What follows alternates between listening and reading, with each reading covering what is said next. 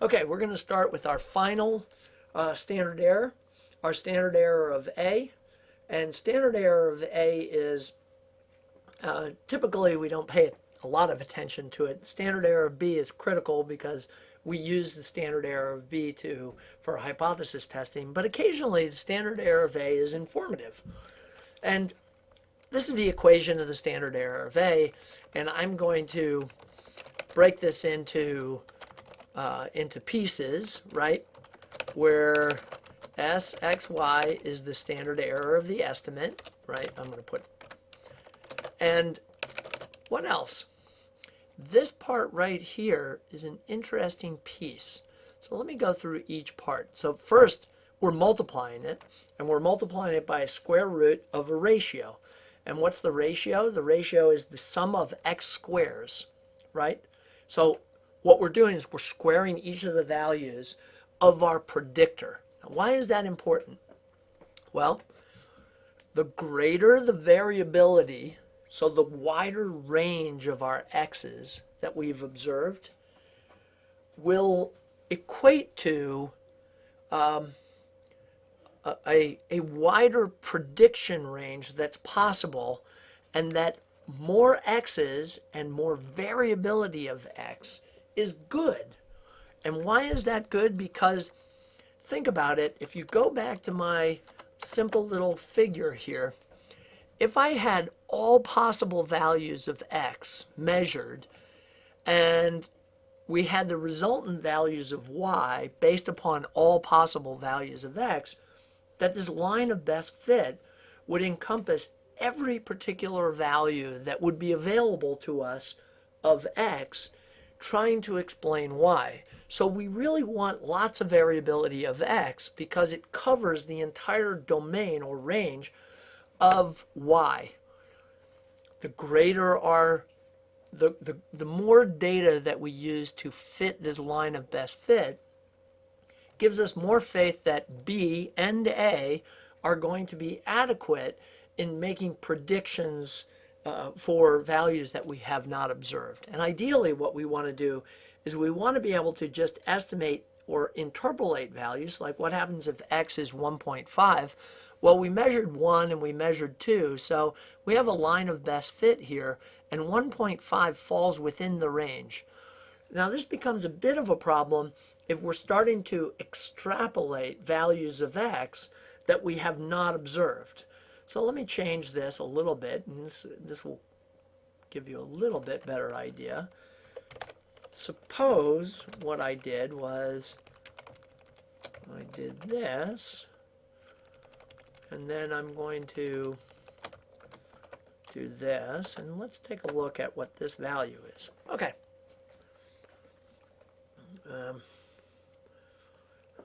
Now I have values that range from 0 to 100. And here's my equation, or my line of best fit. And what I want to do is I want to extrapolate to a value of 100. What would y equal if I had values of x in the 100 range or in the 90s range? Well, it would mean that I'd have to extrapolate from this line of best fit where I only had values observed from 1 to 5. And that would not be a very good estimate. So I'm going to move this back and run all this again. And that would not be good because I'd have to estimate values that are really far off from observed values, and I'd have a lot less faith that my line of best fit, or my regression line, would be reasonable. I'd also have a lot less faith that my A or B were reasonable. Okay, so let's go back to the standard errors. The standard errors tell us really how much faith we're going to have in A and B. We've covered B already. Now we have the standard error of A. And the standard error of A is going to be sensitive to how much variability we have in X, just like the standard error of B is. I'm just trying to fill out a little bit more of the standard error of B, but I think the standard error of A gives us a little bit more of the relevance of X. The greater the variability, the wider the range is in X, the smaller the standard error is going to be of both A and B. So this square root is a ratio of the sum of the x squares divided by the sum of the squared deviations of x.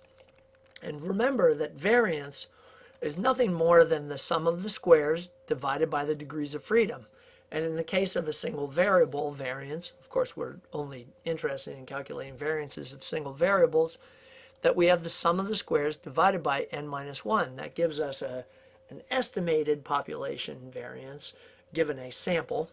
And what we have here is, imagine that we have the sum of the squared deviations, right? And then here we have n. So let's look at how ratios change as these values change. Well, if we have very high values of x, if you sum those square values, you get really big sum in this numerator. But if you divide it by n, what you're going to do is you're going to get the average value, the average sum squared value of x, because you're taking the sum and dividing it by n. All right, next is what happens when you take the sum of squares of x? Well, greater variability, greater sums of squares means that the denominator in this ratio increases. So as we have greater variability, this denominator increases and therefore the quotient decreases.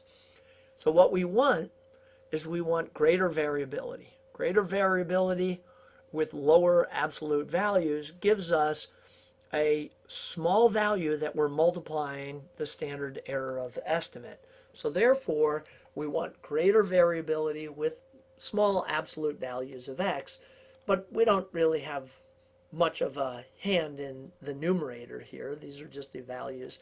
But the variability about x we have control over. And if we want to reduce standard errors, what we really want to do is measure many values of x to get an estimate of our regression parameters over the widest sampling range of our predictors. Okay, so that concludes our standard errors. Finally, we're going to wrap this section up with the meaning of B, and that will be in the next video.